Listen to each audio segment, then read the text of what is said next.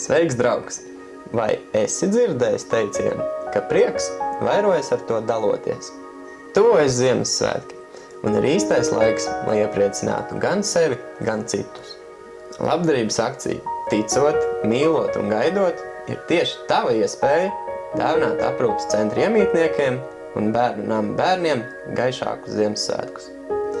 Laika posmā no 25. novembra līdz 15. decembrim vairākās augstskolās tiks izvietotas ziedojuma kastes.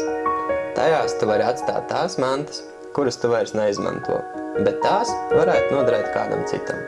Iesaisties un atceries, ka tieši tu kādam būs radījis Ziemassvētku brīnumu.